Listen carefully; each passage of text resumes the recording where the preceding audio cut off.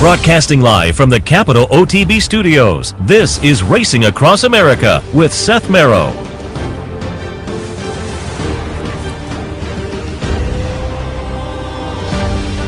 Good morning and welcome to Racing Across America on this Saturday morning. Seth Merrow in the studio. Thanks for joining us today. Kind of Churchill-centric, and deservedly so, on a really great stakes day down at Churchill Downs. A little bit later on, taped an interview yesterday with Greg Foley, trainer Greg Foley. He has Obesos in the Matt win today. Sconson won last week. We'll cover all of that and much, much more coming up a little bit later on. But we're going to kick things off looking over some stakes action with the paddock commentator down at Churchill, Joe Kristufek. And Joe had our buddy Brian Netto on before, just the handicappers report we just wrapped up. He said to say hello. I will add my hello to you. Good morning. Pat, hello back to you guys, and it is a good morning. It cooled off considerably here in Louisville overnight. We got some rain yesterday. The course is good. It's not going to affect the way you handicap the races. Just make sure you do realize that we are in lane 3 today. The track is fast, and temperatures are only going to be in the upper 50s, which is great for the horses, and light jacket weather for people. Very good. I was going to check on the weather because I know there was a little weather yesterday, but I looked at the scratch page today, and it looked like turf is listed as good currently, correct? Yeah, turf is listed as good, and I think it'll remain that way for the card. There's a little dampness in the air. Like I said, I wouldn't let it overly affect your handicapping when you're looking at these grass races. Sounds good. And just before we get underway, before we went on the air, I heard you talking to some people in the office about the nuts and bolts of TV a little bit later. I want to give my personal, I'll say it to you, I've said it to other people over the past month or so, but my personal tip of the cap to you and the folks down at Churchill, and you were doing some of it at Fairgrounds too. I think the addition of the, what is it, the best bet, the best value, and the favorite I'm against, I love that, and the market mover, whoever came up with that, great idea. I really appreciate you saying that. We've been doing the signature plays for, I don't know, the better part of the last couple of years, and we got to pick every race every day, Seth. So I think it's important to give the people an idea of who your best bet is. The horse you really want to sink your teeth into.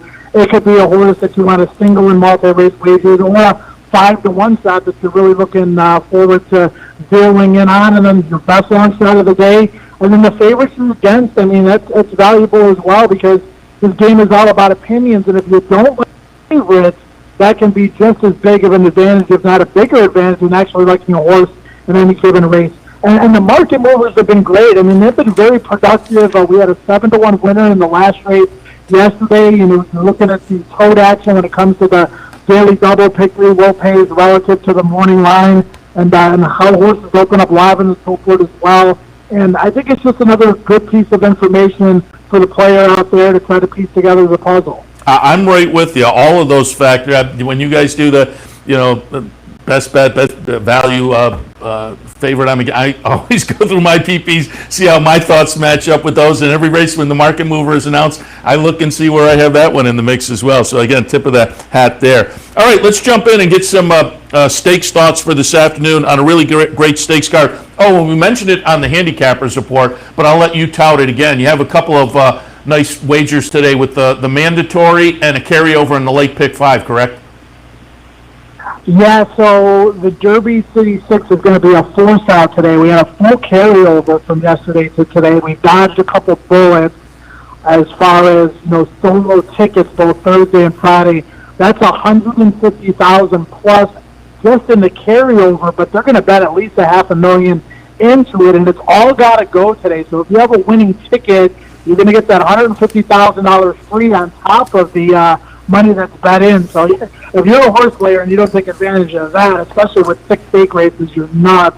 Pick 5, same kind of deal, set $73,000 of free money, final 5 races as a day, and there's actually a little carryover in the high 5 in the finale of 5,300 as well. Fast track, great races. I mean, horses that everybody's familiar with. I mean, you really need to sink your teeth into this card. Yeah, this is definitely a great card today with the wagering opportunities and, as you say, the stakes and the performers themselves. And let's jump into it with the blame. While we talk, I'm going to pull up a replay from the Ben Ali at Keeneland. We're going to watch number 5 Silver Dust get it done over number 3 Night Ops. They're both back on Saturday afternoon. I'm tilting towards Silver Dust. I thought Sprawl might be a little bit interesting as well off the optional claiming win last time. But again, we're watching Silver Dust get it done over Night Ops in the stake at Keeneland. What are your thoughts in the blame this afternoon? Yeah, so I made a killing in the Ben Ali when Silver Dust was 9-2. I couldn't believe he was that priced in a 5-horse field. I was at Fairgrounds all winter, as you know, Seth, and they ran him in a turf race. You know, it's just basically to get a race in him. There's no races for Silver Dust in the dirt at Fairgrounds unless you're going to tackle, you know, the really good horses in the Classic, and he wasn't ready to do that.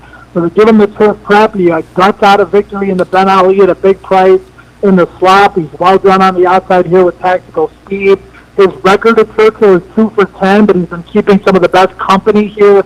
Third in last year, Stephen Foster. He was a close second in the Lucas Classic. I mean, when he's running at Churchill, he's running against the best, and he fits extremely well in this race today. So I'm going to give him a slight edge. I think Sprawl has a chance, but I think he's going to be overbet. I think he's going to be a little bit dressed up off of that sloppy track win against Allowance Company last out. He's in the best form of his career. There's no question about it. Whether or not he can repeat that effort on fast dirt against this caliber of competition remains to be seen. It was a close fourth in the Ben Ali, but that was also over a sloppy track. Yeah, it's definitely going to be interesting, and I'm glad you brought up the turf race that started the season, because after the win in Keeneland last time, Brett Calhoun did say, hey, we just had to get a race into him. So that's when you can kind of look at with that on the record so far this year. The last race certainly is more indicative of what we might look for on Saturday afternoon. The Shawnee comes up, race number 7, and again, that kicks off that late pick 5 with the carryover, and people love those pick 5 carryovers, so I think that'll balloon up nicely. I'm going to pull up a replay from an allowance optional claimer at Oaklawn back in April. The number 2, Miss Bigley, will be the winner. I'm going to tilt towards Miss Bigley. En Votant, out of the second from behind She Dares the Devil last time, clearly the one to beat. But I also thought Ishtan Council could be an interesting player at a little bit of a price as well coming in from Oaklawn. Your thoughts on the Shawnee? This is a glorified optional claiming race outside of En Votant. I mean, she's supposed to win this race. Paris Light, you know, if we see the Paris Light from last year, she can give her a run for her money, but, you know, she ran well at Aqueduct and then was no factor in the La Troyenne, a race where En Votant ran her eyeballs out. She got a pocket trip against She Dares the Devil. She Dares the Devil might be the most underrated horse in the country. You talk about the upper echelon of that group, you know, the Monomoy girls and, you know, Kenny McPeak's horse, why is her name escaping me right now? The other Daredevil, Swiss Skydiver. But En Votant, you know, she ran great in the Azeri. She ran better in the La Troyenne. She's got a great poster in a race that doesn't have a lot of speed. I agree with you, Miss Bigley. She's done some good reports on the local works reports that Bruno DiGiulio uses. Should be a monster price, obviously, in this race with En Votant. Sub even money. But, you know, for pick 5 purposes, if En Votant doesn't win, neither do I. I might use some other horses as B's and C's, but she's going to be the sole way for me. Yeah, clearly the one to beat. The Regret on the grass, race number 8, 3-year-old fillies. I'm going to pull up, again, an allowance event going back to May 8th at Churchill. The number 10 is going to be Gam's Mission. I said it on the handicapping show earlier. I think the Cherie DeVoe trainee is just kind of primed to step into stakes company off the first 3 starts, a couple of wins most recently, and we're watching the most recent one with Gam's Mission. So I'm going to tilt in that direction. I have Oyster Box in the next spot, and I may regret it. Spanish Love Affair for Mark Casse probably is the one to beat, but I was taking a little pop against. What are your thoughts on the Regret? Yeah, I'm glad you pulled up the Gam's Mission race because I like the horse that ran second behind her, Flown. She's one of my best bets of the day, actually. She came back in the Appalachian and ran 5th. A very even race at 28-1, but Joust got loose and lonely on the lead that day. Giftless came back and won the stake Derby week here at Churchill. So I'm not going to hold that race off the bench against her. And then she ran a huge second last out. She had a claustrophobic trip. She rallied 6 wide. She was off field. And Games Mission simply got the jump on her, as you can see in the video that you're showing here, Seth. I think Sloan takes another big step forward. You know, you're not going to say that Ricardo Santana Jr. is an upgrade on Tyler Gaffalione, but he will get Sloan into the race, in a race that doesn't have a lot of speed. I think he's going to have her in perfect position. I think the price will be square enough. I also like a bomb in the race, Money for Row with Drayden Van Dyke for Brian Lynch. Third in the Games Mission race last out. That horse got pinched back at the start, lost 5 lengths with 7 wide in the turn, and only got beat a length. Former $35,000 maiden claimer, but she proves she belongs with this kind, and she should get a good inside trip, and she's going to fly way under the radar in what is honestly anybody's race. Yeah, I like it. All right, let's move on to the Matt Winn Grade 3 for the 3-year-olds, going a mile and a 16th, and typically this is one of those races where horses were maybe a little bit behind for the Triple Crown or need a kind of hit the reset button, but horses that run well here typically make a little noise moving forward throughout the summer in the 3-year-old division, and I think that will be the case for the horse I'm tilting towards. I went back to the Oaklawn on May 1st at Oaklawn Park. Number 4, as we watch the replay, will be Folsom for Brad Cox, and I think if Folsom can put this stake that we're watching together with a win in the Matt Winn, as I say, could be a player in the division as the summer moves forward. Clearly, the horses that will take attention are the 2 coming out of the Kentucky Derby, Obesos and Helium. Your thoughts on the Matt Winn? Yeah, what I find interesting, and obviously Greg was loaded in the 3-year-old division, and he does like to start his young horses on turf when he thinks they're 2-turn horses because there's more opportunity to do so. But this horse ran on turf 4 consecutive times and was intended for turf at Keeneland, won in the slop, and won that Oaklawn Invitational in a really gutsy performance. I didn't have the cleanest of tips that day. I think the horse got warrants. They ran second. It's a very nice horse moving forward. There's a lot of talk about Folsom in this race. I just wonder why the horse didn't get on dirt a little bit sooner. Another popular opinion that I love hearing people talk about is that Obesos is an out-the-back closer. He does not have to be an out-the-back closer. They did that by design in the Louisiana Derby. They did that by design in the Kentucky Derby, and he actually raced mid-pack in the Kentucky Derby and made a little bit of a middle move. I think you're going to see Obesos a lot closer to the early pace than a lot of people would guess, and he's going to need to be. There's not a lot of speed in this race, but I think he's the most talented horse in the field. I love that people are opposing him. Not necessarily going to be a single for me in this race, but like I said, I do expect him to be closer to the early pace, and I do think he's the best horse in the field. Yeah, and as I say, I did an interview with Greg Foley that we'll show next, and I think he's feeling pretty good about Obesos. But I will say in Aristides, the last stake we'll hit on here, he sounded really high on Bango. I didn't use Bango in my mix, but I may be reconsidering. I'm going to pull up the Tampa Sprint stake from back in March. Tap It to Win is going to be the winner there, the number 5 horse. I subsequently had Mark Cassian, and coming out of this race, he was really high on Tap It to Win. Now, faltered after the fast pace in the Churchill Downs last time, but cuts back to the 6. I'm going to tilt in that direction, but as I say, I may have to take an extra look at Bango. Your thoughts on the Aristides? What a great race, tremendously wide open race. Bango loves Churchill Downs, obviously the 4 for 7. He ran his eyeballs out in the Grade 1. Last time it was a fast pace, it was a contested pace. He actually had a clear lead in the stretch, just could not sustain that bid, and I can understand why people like him. I'm going to go to a bomb here. I like the number 2, Tough Love. This horse was third 2 starts back to Strike Power at Oaklawn. The race prior to that, he had trouble at Oaklawn. His races at Churchill have been good. You'll notice the 4th against Bango back in November, a race in which he was hung out 4 wide from an outside post.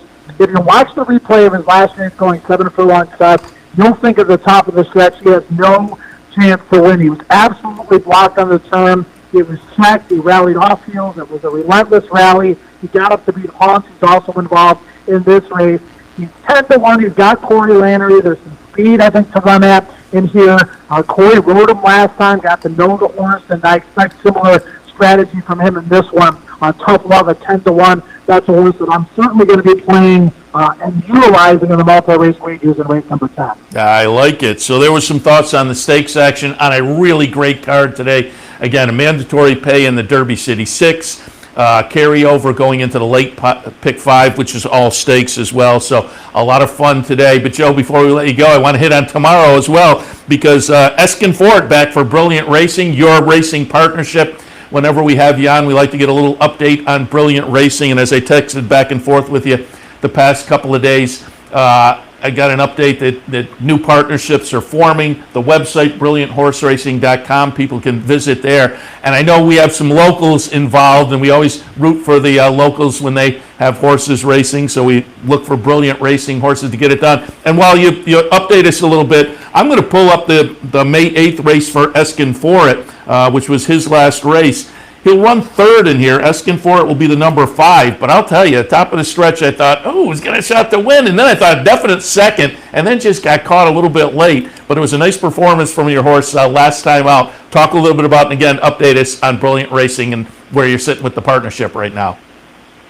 Yeah, he's a funny horse. I think he's earned $110,000 of his $120,000 in his bankroll at Churchill. He hates everywhere else. He absolutely hated Turfway. His form was completely darkened by those 2 terrible performances. And I was worried, Seth. He was under a drive at the 3/16th pole in the race you're watching, and I'm like, man, he's going to go the wrong direction. But he just kept trying and trying and trying. Thought he might win, and he gave up second late because he just couldn't simply sustain that bid. He's in a non-winner to 3 for 40 tomorrow at his favorite track, and he fits the race. So we got to try to turn the tables on the horse that beat us last time. But no matter what happens with this horse, we're very proud of them, and we expect a good performance tomorrow. The new partnership is going to open in a couple of weeks. We're going to do yearlings this year. In addition to that, we're probably going to buy into a horse that's in training or claim something just so the partners have some action. But we just think there's better value in the yearlings. We think we have an opportunity to kind of mold those pieces of clay to our design and not buy a 2-year-old in training that's kind of already beat up by the time you get your hands on the horse. So we're going to try something a little bit different. And, we've won 20% of our races since July. Yes, Enders won 4 times. We had Template win a couple times. He got claimed from us. So it's been a journey, and that's what this is all about, and it's a lot of fun doing it. Yeah, as I say, there are some locals involved, I know, and just from watching other partnerships, particularly up at Saratoga, where I can sit there and watch them live, it's a lot of fun for folks who want to get involved in the game, and you make new friends, and there's camaraderie, and rooting your horse down the stretch, there's nothing like it. And if they get in the winner's circle, even better. So again, I'll tout the website, brillianthorseracing.com, if you want to find out more about Joe's partnership and perhaps get involved. Joe, as always, we appreciate the visit. Good luck this afternoon. We'll talk again.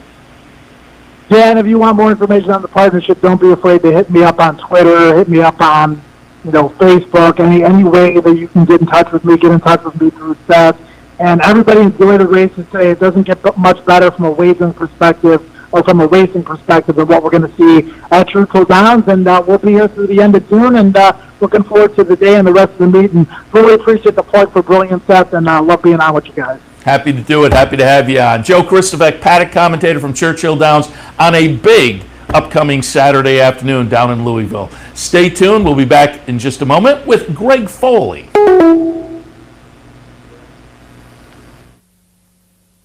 Where's the best place to find your favorite teams, your favorite food, daily drink specials, and wagering on live horse racing? Legends Field Sports Bar, 711 Central Avenue, Albany. Get your game on day or night with 75 flat-screen TVs, tournament-style pool tables, a private banquet room, and live horse racing. So if someone asks you, where's the best sports bar in the Capital Region? Tell them Legends Field Sports Bar, inside the Clubhouse Racebook, 711 Central Avenue, Albany. The Capital Region has some of the most sophisticated horse racing fans in the country. That's why Capital OTB built the Clubhouse Racebook. Here you can wager year-round on the best horse racing from around the world. The Clubhouse also has monthly promotions including live bankrolls, handicapping contests, and so much more. Like sports? Watch your favorite teams on more than 30 screens in Legends Field Sports Grill. Food, sports, and the excitement of championship horse racing. Only at the Clubhouse Racebook, 711 Central Avenue, Albany. Capital OTB is now streaming live on Roku. The RTN Racing channel on Roku lets you watch OTB TV live through your Roku device or your Amazon Fire Stick, rather than being limited to computers and mobile devices, which means you can now watch OTB live wherever you are. Simply open Roku, scroll to find the RTN channel, then click on OTB TV. OTB TV on Roku. Try it now. Happy to be joined now by trainer Greg Foley. He has Obesos in the Matt win on Saturday. We'll also recap a nice stakes win from last weekend as well. Greg, good morning. Yeah, thanks for having me. Happy to have you. And as I say, we'll talk a little Obesos. He comes up on Saturday at Churchill in the Matt win, grade 3 event, mile and 16th. We're going to go back and look at the stretch run to the Louisiana Derby. Obesos is going to be the number 8 horse here. Hot Rod Charlie wins. Midnight Bourbon runs second, and Obesos runs third. Nice performance in the Louisiana Derby. It was a nice winter season down at the fairgrounds. Started things off with a couple of wins, the Maiden Breaker in the first condition, the fourth in the Risen Star. And again, we're watching now this nice third place finish in the Louisiana Derby. Talk about how he progressed down in New Orleans this winter. Well, yeah, he really did. We had a good winner with him at the fairgrounds. Broke his maiden there at the first time we ran him there. Of course, that was sprinting. Came back, win the AON same way. He came from well off the pace both races and just exploded down the stretch and won very, very easy. And there weren't a lot of options for a horse like that after they won 2 races, a 3-year-old. And that's kind of the decision. He was doing great, and we took a shot in the Risen Star. And he ran a credible race, ran good. He flattened out just a little bit, wanted to be a little keen early in that race, was a little aggressive, but still ran a good, very good race against some good horses. I mean, Mandaloon, Proxy, Midnight Bourbon, they're all some of the top 3-year-olds. Well, they are top 3-year-olds as right now even. But then, I was a little hesitant about going into Louisiana to run the Louisiana Derby because of his lack of finish in that race, and to stretch him out even further, which Louisiana Derby being a mile and 3/16. But we came back and worked him, and he worked great and galloped out terrific. And Pedroza was on him for the Risen Star and came back and worked him again. And he just a great. This horse will run long. He said, I think he couldn't have went any better. Don't be afraid to run him Louisiana Derby. And anyway, we went ahead and run him, and we went into the race with nothing to lose. Just that's the only thing I told him. Pedroza, I want you to sit. I want him to gallop around there basically a good mile and run down. I want him running down the stretch. I don't care if we win, lose, run last, middle of the pack, whatever. I want him running at the end of the race, whatever happens. And he did, and he rode a great race, and that's what he did. And he come rolling and gets beat a knob for just a inch per second, and just running over the second horse, which was Midnight Bourbon. And galloped out in front of Hot Rod Charlie the time they got around the first turn or before they hit the 7/8 pole middle of the first turn, galloping out. And he's gotten better every race he's ever run, just learning and just maturing. And he's a nice colt. And talk a little bit about the Derby performance, because I'm guessing you had to be happy with that. 5th in a field of 19. This is still a lightly raced horse. That was only his 6th career start. So again, the 5th in the Kentucky Derby, I think, was a very nice performance. He did run a good race. I was proud of his race. I tell you the truth, I was a little disappointed. I love my horse. I thought we could be on the board. He ran, but again, he ran a big race. And he flattened out just a little bit the last 50 yards. He got bumped around out of the gate. The first 50 yards out of the gate, he got bumped around pretty good, and it made him jump up into the bridle and got a little aggressive. If you watch the rerun, you'll see him, and he kind of takes off with the jock there. not bad, but he did. And I think that took away from his punch. And time he got around the first, turning down the backside, he relaxed. He threw his ears up, and we were fine. Had a beautiful trip after that, saved all the ground.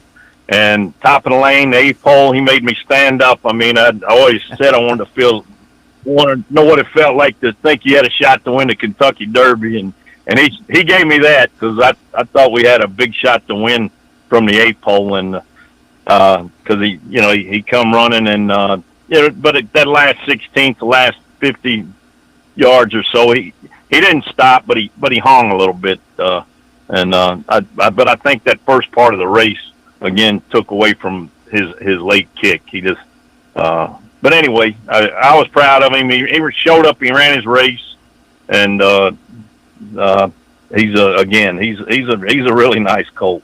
Yeah, as I say, only 6 career starts, and he's playing with the big boys in that 3-year-old division. And I'm curious, coming out of a decent finish in the Kentucky Derby, you at least had to consider, maybe only briefly, but I think you probably had to consider the Preakness. So what was the thought process to skip the Preakness and aim for Saturday's Matt win? Well, the Preakness, he was tired after the Derby for a day or two. It drew him up just a little bit, his weight, and the Preakness, the first day, that's no way we're going there. The Belmont, we talked about some in that, but, it's, again, 1.5 miles, and I don't know that he wants to really go that far. I'm not saying he wouldn't, but I wouldn't be afraid to run him in the Belmont, but I just, I want to be smart with him. I want to make some money with him, and the Matt win was a last minute actually decision to go in that race. It came up kind of light field that, but Ben Huffman came up to me Sunday actually, and just said they were afraid they were going to get 4, 5, 6 horses in it. They wound up getting eight or whatever. But anyway, the horse doing good, and I had the Ohio Derby slated for him really to be his next start, and we're sitting here at home. He's ready to go instead of working him a bunch of times in between now and the Ohio Derby, which that's not till late June 26th, I believe. Let's might as well run him. It's a grade 3, 100.5. Here right at home, can walk him out of his stall. He's doing good. I think he'll be hard to beat tomorrow. Yeah, I'm looking at the last couple of workouts, very nice, and just tell us what he's been like in the morning and what you expect Saturday from him.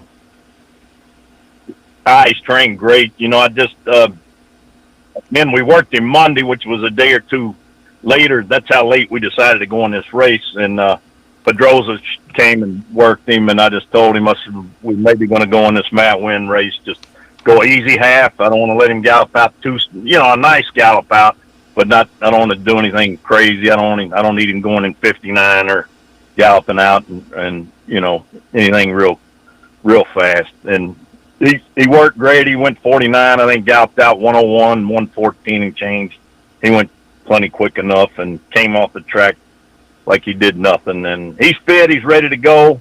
And we'll see what happens. Yeah, looking forward to it. Coming out of the 5th in the Derby, I think he's in a good spot on Saturday. Also want to mention in the Aristides, you have Bango on Saturday. Yeah. And I'd like a thought on that one, because I pulled up a replay, and I went back to last November, and this replay of Bango is from Churchill Downs at 6 furlongs. So that's the scenario for Saturday as well, 6 furlongs at Churchill Downs. So I wanted to pull up this nice win for Bango. Bango's going to be the number 3 horse here as we watch the replay, get up by a chart margin of a couple lengths, a little over a couple of lengths. So again, has shown an affinity for the track and the distance. Comes off a 6th place finish last time in the Churchill Downs, but that was at 7 furlongs. You looking forward to the cut back to 6 on Saturday? I love Bango. He ran a huge race Derby Day. Like you just said, he loves Churchill. He's 4 for 7 at Churchill Downs, the second, the third, $250,000. Absolutely, he thrives at Churchill.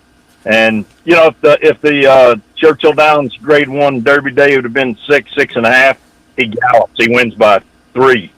And they just got him the last 50 yards. 7/8 is pushing him a little. He really doesn't want to do 7/8, but I think he's going to be Hickory tomorrow going 3/4 of a mile. Yeah, I like that. And, go ahead.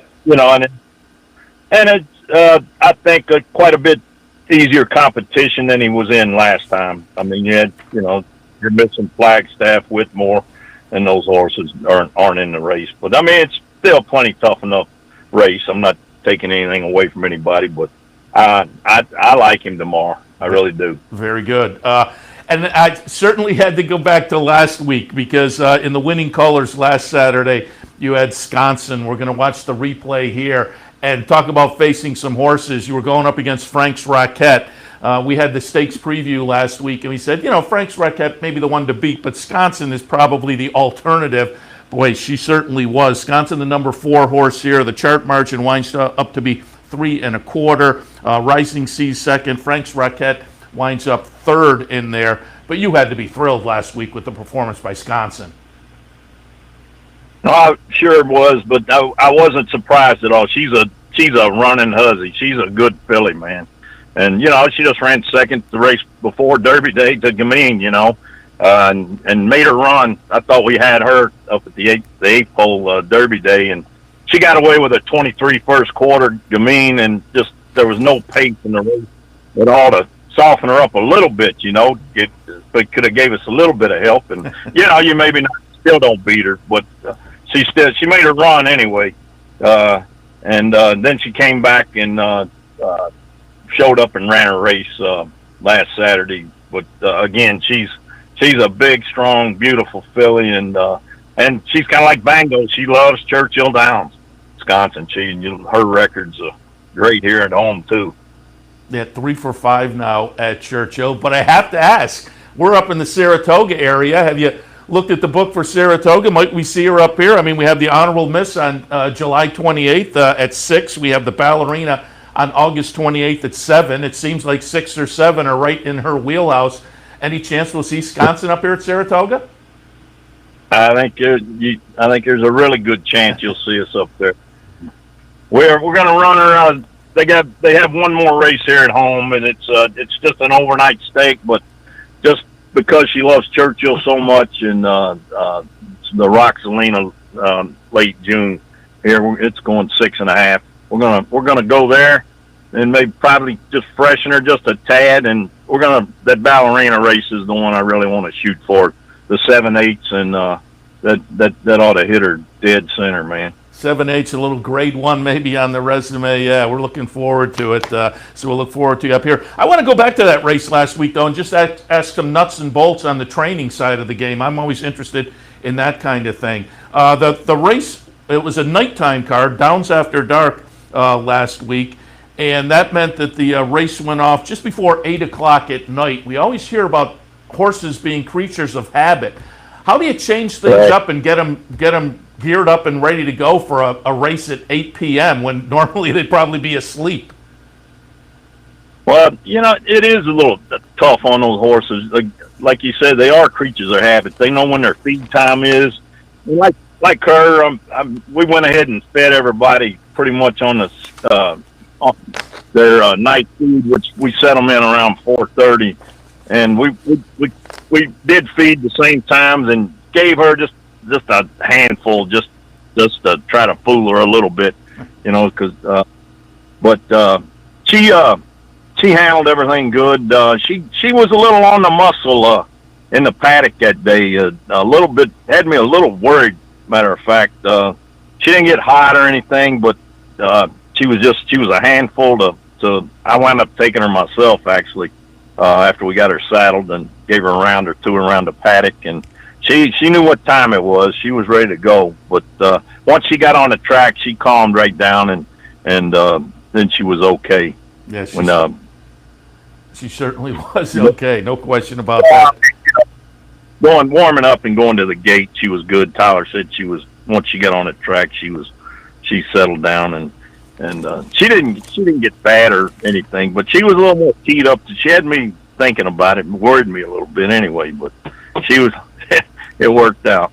It certainly did. And speaking of last Saturday night, and going back a couple weeks to Derby, you're based down there at Churchill. I'm just curious. We're in that period where things are transitioning vis-a-vis the pandemic, and I'm just curious from a horseman's perspective, what's it been like the past few weeks having fans back on the grounds at Churchill?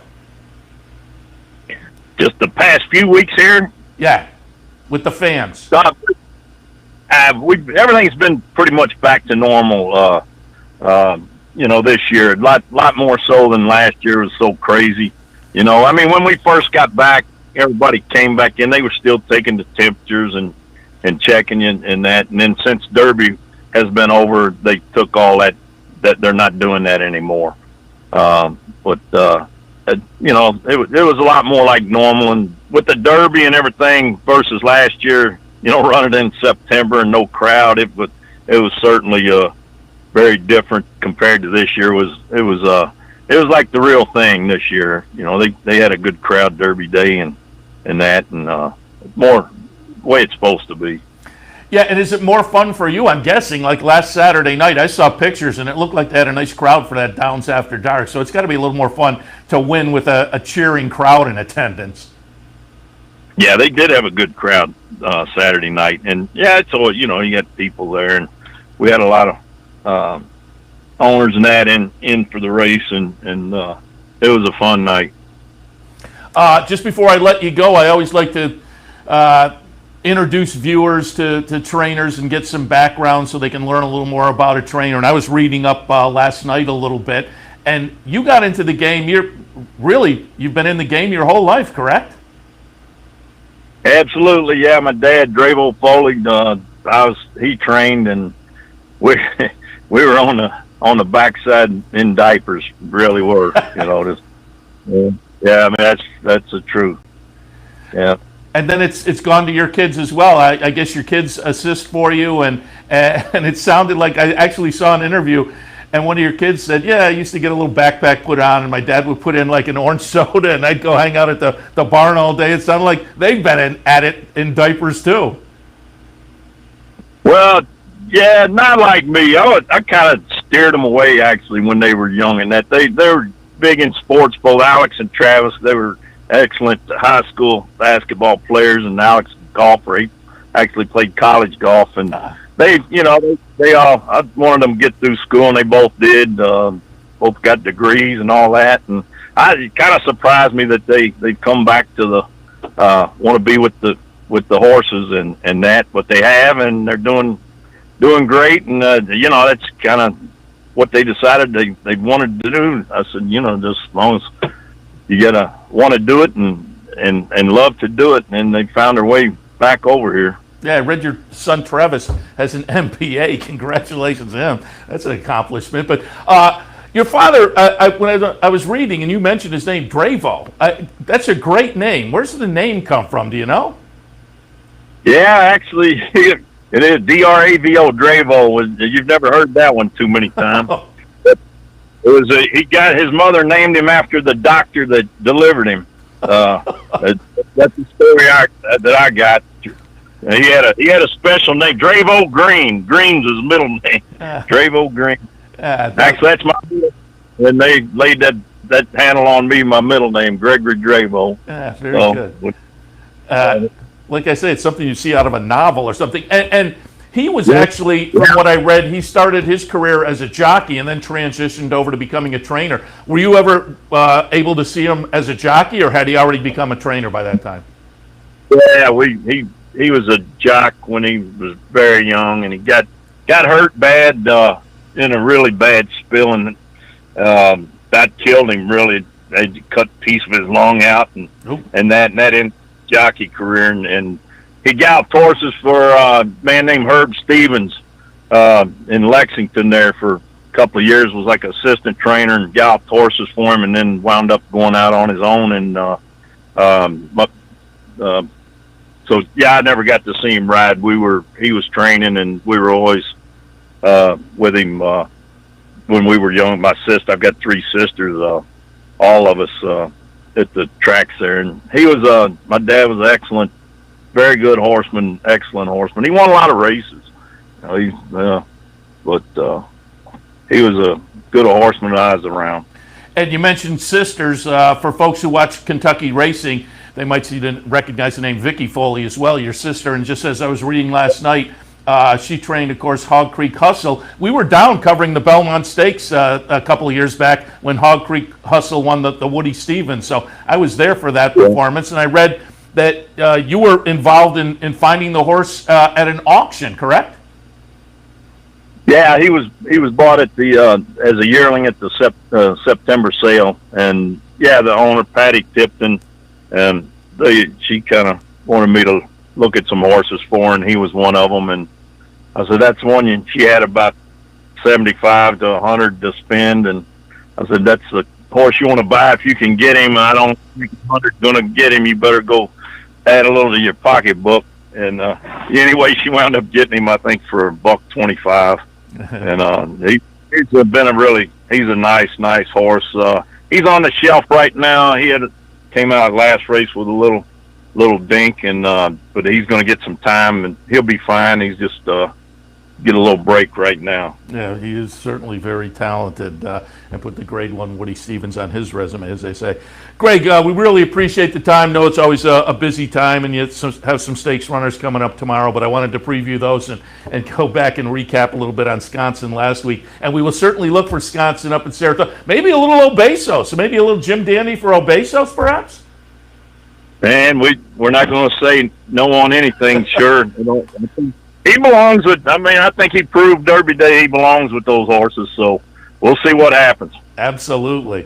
Greg, wish you a lot of good luck on Saturday with the two stakes performers, and as I say, we'll be looking for Wisconsin up at Saratoga. Again, appreciate the time, and we'll talk again. All right. Thanks again. Appreciate it. See you guys later. Appreciate it. Greg Foley, Obesos in the Matt Win on Saturday. Welcome to Albany County, an incredible destination to live, work, and play, with easy connections to more than a dozen cities from our vibrant modern airport. It's a short trip downtown to a hive of culture and amusement, from world-class shows at the newly renovated Times Union Center to reliving the past at the New York State Museum. From outdoor recreation to shopping to nightlife, Albany County has something for everyone. We'll see you soon. It's one of the richest days in horse racing. It's Belmont Stakes Day, and you don't want to miss a minute of the action. And with Capital OTB, you don't have to. With more than 60 easy bet and branch locations throughout upstate New York, the Clubhouse Racebook in Albany, and online wagering at CapitalOTBBet.com, you'll find everything you need to make Belmont Stakes Day your day. So watch, wager, and win at Capital OTB. Having trouble finding us? It's actually quite simple. Whether online or on your TV, it's never been easier to watch and wager on championship horse racing with Capital OTB. Simply log on to CapitalOTBBet.com. There you can watch our morning shows, live stream races, and wager on our state-of-the-art wagering platform. You can also watch from the comfort of your home on Spectrum Cable Channel 1250 or Fios Channel 467, and win more with Capital OTB. Welcome back, and again, thanks to trainer Greg Foley for joining us. We taped him yesterday, and I think he likes Banco in that Aristides. I'm going to have to take a look at that one.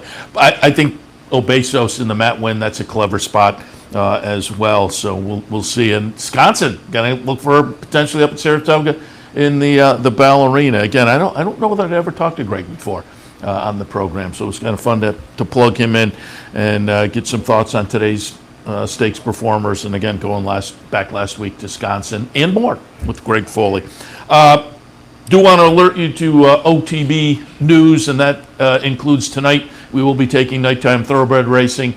Keep that in mind here on Capital OTB TV and certainly via CapitalOTBBet.com.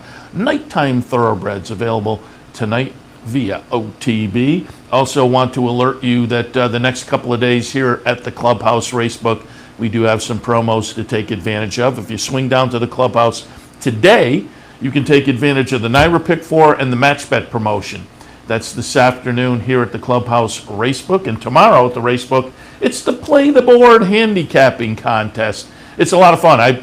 I can't play officially, but I go out and get an entry sheet every Sunday and kind of fill it out. And last week, Mike Callahan informed me I would have won if I had been in the contest. So come on down and take advantage of the promotions today and or tomorrow here at the Racebook, 711 Central Avenue in Albany.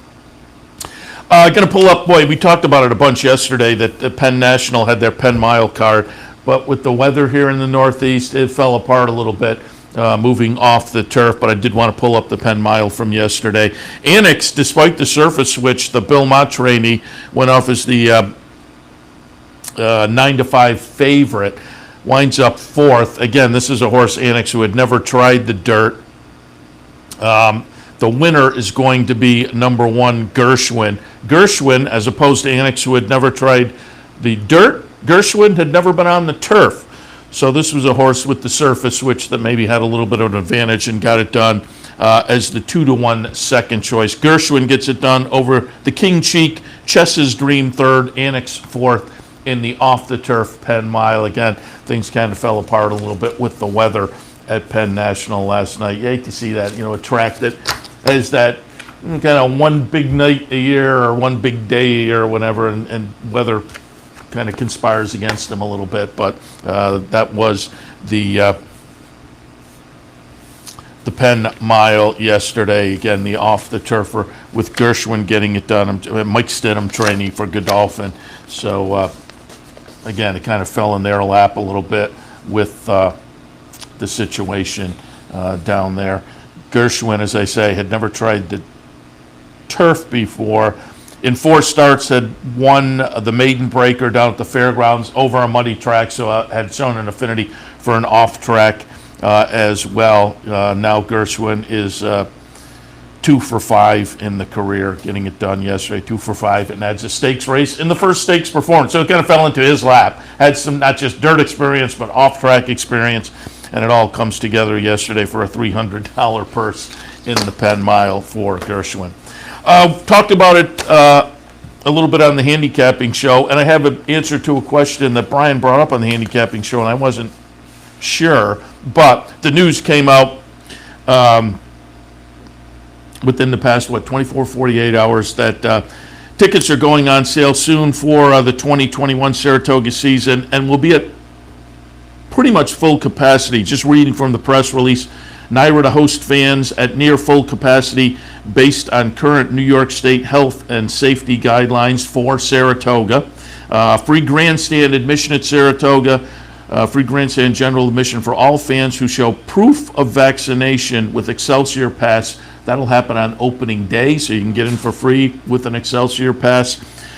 Season and weekly ticket plans for the 2021 meet, which opens on Thursday, July 15th and continues through Labor Day, September 6th. They'll go on sale Wednesday, June 9th at the NYRA website. Season passes will also be available. Again, reading from the press release, in order to reopen Saratoga Racecourse to fans at near full capacity, NYRA will designate most sections for vaccinated fans only, including the popular Saratoga backyard. So, essentially, you're going to be in better shape if you've got a vaccination than not. There will be some sections for non-vaccinated people that will have social distancing and mask wearing at this point, but most of the facility will be for vaccinated people and be full capacity. In addition to the historic and family-friendly backyard picnic area, sections that will be reserved exclusively for vaccinated fans and will operate at full capacity will include the 1863 Club. That's the new building, the relatively new building over on the clubhouse turn. Also the stretch, the turf terrace, the porch, clubhouse, and most of the stadium seats within the grandstand. A limited number of seating areas will be available for non-vaccinated fans who will be required to observe social distancing guidelines and wear a facial covering at all times during their day at Saratoga. But again, Brian brought up the point on the handicapper support. Do you have to have proof? How's that going to work of vaccination? And I wasn't sure, but that further down in the press release, actually, walk-up admission will be available daily and does not include reserved seating, which is the standard there. When you pay to go through the booth, that doesn't necessarily mean you have a seat. But Upon entry, fans must submit proof of vaccination by presenting the CDC COVID-19 vaccination record card or digitally through the New York State Excelsior Pass. So it looks like there will be some form of, here's my vaccination card or Excelsior Pass proof that will be required for getting in. So keep that in mind. It seems like Saratoga this season, if you want to take full advantage of the fun and the festivities, vaccination is the way to go. Belmont Stakes a week away. Mike Welch in New York doing his gig, looking at the workouts as he does going into the Kentucky Derby and whatnot. Mike does a great job. Some workers were out yesterday that he noted in the Daily Racing Forum. Rombauer. He was doing a maintenance-like 4 furlongs in 50.08 with new jockey John Velasquez on board. He cruised along easily while in company. Rombauer seemed to handle Big Sandy well, while giving the horse and rider a chance to get acquainted a week out for the main event. So it seems like, according to Welch, nice workout for Rombauer yesterday. Known Agenda has never been the type of horse, writes Mike Welch, to wow one in the morning. Friday's drill, however, may have been his best yet. So Known Agenda looked pretty good. Overtook and Bourbonic, also for Todd Pletcher, worked in company. Both were set down fairly aggressively to complete another full quarter mile down the home straight. So they had to work a little bit for those. Not surprising, really. They're grinders come from behind horses, and so that they had to work on them a little bit. Not a shock, but it sounds like Rombauer, Known Agenda, looked pretty good. Out in Southern California, Rock Your World zipped 5 furlongs in 58.40. That was yesterday morning. According to the article by Steve Anderson in the Daily Racing Forum, worked yesterday, a day before he was scheduled to be flown to New York for the Belmont. That means Rock Your World should be headed there, if not already there today. I would think, though, timing-wise, probably arrives there sometime later today. Trainer John Sadler said of Rock Your World, he was impressive. Here we are a week out, and he looks good and bright. So Rock Your World also looking good in workouts yesterday. In addition to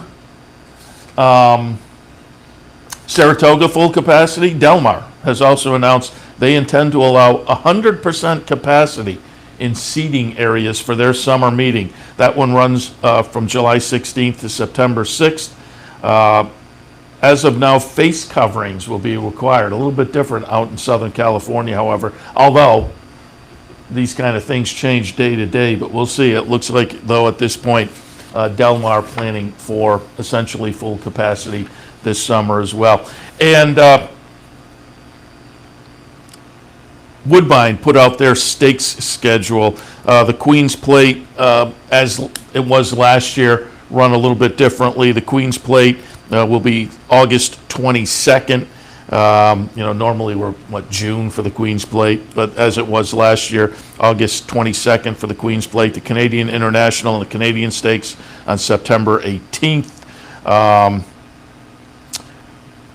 The Woodbine Oaks and the Plate Trial both work out as preps for the Queen's Plate. They're going to be August 1st. The rest of the Canadian Triple Crown, again, the Queen's Plate has that August date, August 22nd.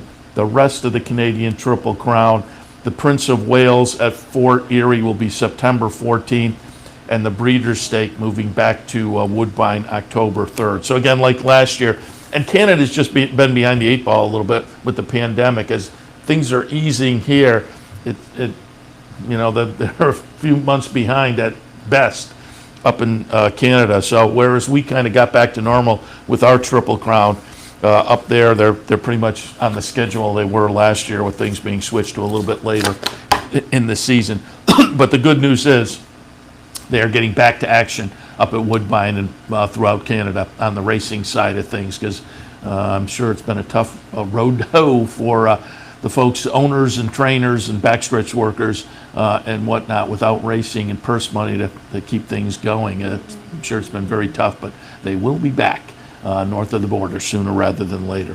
All right, I'm going to wrap it up for this edition of Racing Across America. Again, thanks a little bit earlier to Joe Kristufek from Churchill Downs and trainer Greg Foley as well. As I say, it was a little bit of a Churchill-centric program with, deservedly, because they do have that great stakes card. Also, the Derby City 6 at Churchill has a mandatory payout today, about $150,000 already in the pool. And the Late Pick 5 at Churchill has about $73,000 in the carryover for the Late Pick 5 as well. All stakes with both of those, as you see, the Derby City 6 and that Late Pick 5. I'm sure there will be a lot of extra dough put into those pools today, so you want to take a look at those for this afternoon. We will be covering all of it on OTB Live, which will come back in about an hour and a half or so, 12:30-ish. We'll kick in for a Saturday afternoon. I'll take a look at a little Belmont, a little Churchill, and more on this Saturday afternoon.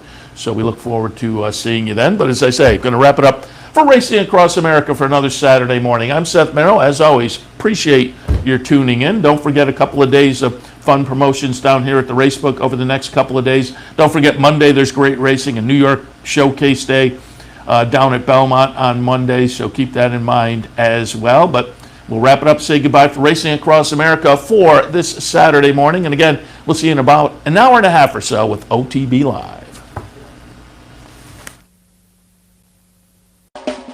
You're watching OTB TV, a service of Capital Off Track Betting.